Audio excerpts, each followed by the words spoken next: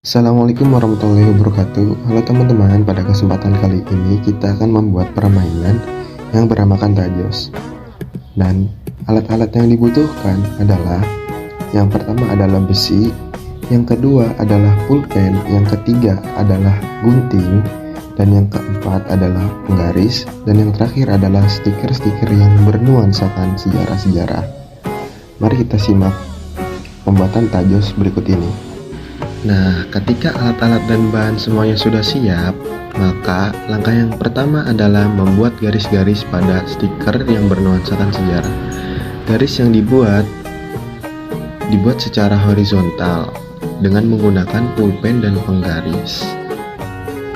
Lalu, langkah selanjutnya adalah potong stiker secara horizontal yang sudah diukur dengan penggaris dan pulpen menjadi beberapa bagian. Dan inilah hasil dari pemotongan stiker-stiker yang dipotong secara horizontal menjadi beberapa bagian. Lalu, ketika stiker sudah dipotong-potong menjadi beberapa bagian, maka potong kembali stiker-stiker tersebut menjadi beberapa bagian kecil. Nah, inilah hasil dari pemotongan stiker-stiker tersebut. Stiker yang sudah dipotong kecil-kecil selanjutnya disesuaikan dengan ukuran piringan-piringan besi yang sudah disediakan. Stiker tersebut disesuaikan dengan ukuran piringan besi, lalu dipotong sesuai dengan ukuran piringan-piringan besi tersebut.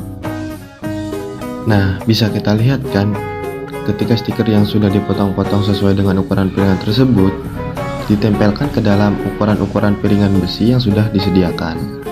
Dan inilah hasil dari penempelan stiker-stiker yang sudah ditempel di dalam piringan besi tersebut. Teman-teman pasti belum tahu kan cara bermain Tajos itu seperti apa? Yang pertama, single untuk remaja dan dewasa. Caranya adalah, siapkan Tajos yang akan dimainkan. 2. Posisikan Tajos di lantai dengan gambar menghadap ke atas. 3. Kedua pemain melakukan sweet game untuk menentukan siapa yang mulai permainan. Yang keempat, pemain yang menang dalam sweet game memulai permainan terlebih dahulu dengan membanting Tajos dan menghantam Tajos musuh yang ada di lantai. Cara bermain yang kedua yakni single untuk anak-anak. Caranya adalah, pertama-tama siapkan Tajos yang akan dimainkan. 2. Posisikan Tajos dengan berdiri dan siap untuk didorong dengan jari tengah atau disentil. Ketiga, Tajos siap ditabrakan dengan Tajos lawan. Keempat, Tajos yang terbalik adalah Tajos yang kalah. 5. Pemain yang menang harus bisa menjawab pertanyaan mengenai Tajos yang dikalahkan.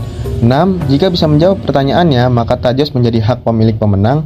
Nah, cara bermain yang selanjutnya adalah random untuk remaja dan dewasa. Bagaimana cara bermainnya? Cara bermainnya yakni, pertama-tama permainan ini dilakukan oleh 3 sampai dengan 5 pemain. Kedua, setiap pemain menyiapkan 2 Tajos untuk dijadikan taruhan. Ketiga, susun Tajos di atas lantai secara rapi. Keempat, pemain melakukan home pimpa untuk menentukan siapa yang memulai permainan Tajos random. Kelima, pemain yang menang dalam home pimpanya memulai permainan dengan membanting Tajos dan menghantam susunan Tajos yang ada di lantai.